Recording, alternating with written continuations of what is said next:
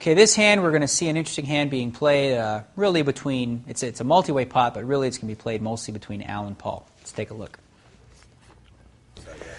I usually would raise with that hand, but that can go either way. And over the last 2 hours, everybody's called 2 or 3 ways. Everybody's called to raise, so I like to just call with this hand in this position. Looks like Alvin raised. He seems to be fairly tight. Paul's super tight, so.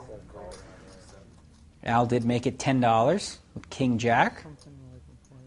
Paul's going to call. I'll probably get a few calls. So I have a pretty good hand here. This guy's pretty tight, and I have position on him. And Queen 10 suited, Jack 10 suited, all those types of hands are huge to crack big hands. So Josh has decided to get goofy, and he made it 30.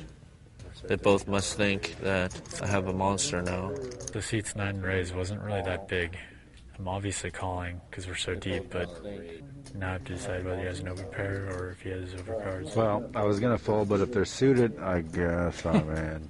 Brad's addicted to suited cards, quite clearly. This is a stretch, if you will.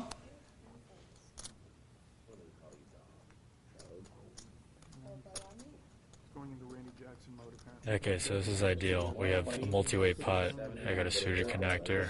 Brad is obviously looking to throw chips around, so this is an ideal situation. I know for sure I'm against overcards here. I have no idea what Brad has. Probably suited connectors or suited cards. He's putting way too much value in bull hands, obviously. So we're going to have 5 guys seeing this flop for $30 a piece. It's a big pot already. It's Ace, King, 5, 2 hearts. With this flop, I can easily get away from my hand and not worry about it at all. My quick check lets him know that I'm weak and I can give it less. I might be able to float it if he has queens here. Okay, and he's deciding to fire out with a middle pair there, the King Jack. Seat 9 is a problem. See where I'm at. If Paul calls, he's on a flush draw. So I hit my hand pretty hard here. You just have to be careful, make sure he doesn't have the ace of hearts, X of hearts. Banging at the pre-flop raiser is usually pretty strong. I think I'm just going to call because that widens my range of hands. I have him on middle pair, and I feel that he's betting to see where I'm at. Now there's no way I can play the rest of this hand, but I can't just fold it to make it look like I wasn't making a move.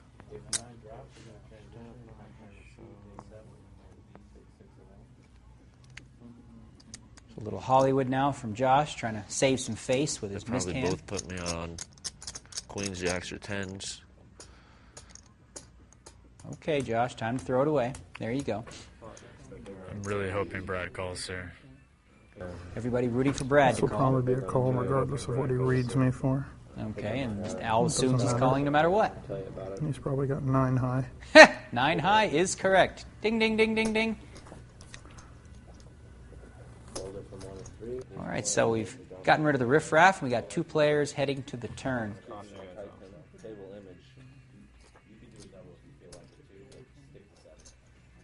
That's a gin card there for Al.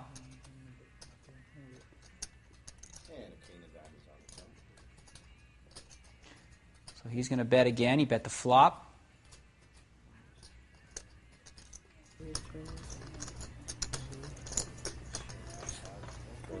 It's like 125. Suspicious. I know I might be blowing him off a weaker hand here.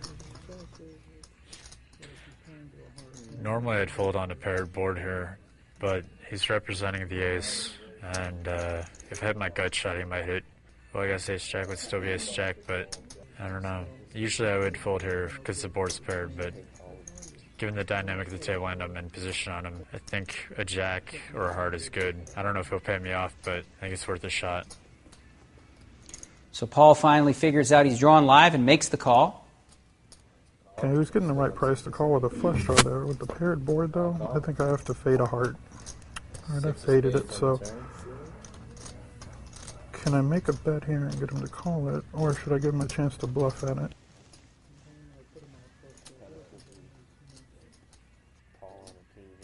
I don't think there's any point to bluff. He's going to call it down. All right, and a little disappointment from Al. He's still going to win the pot, but Paul's not going to bite there.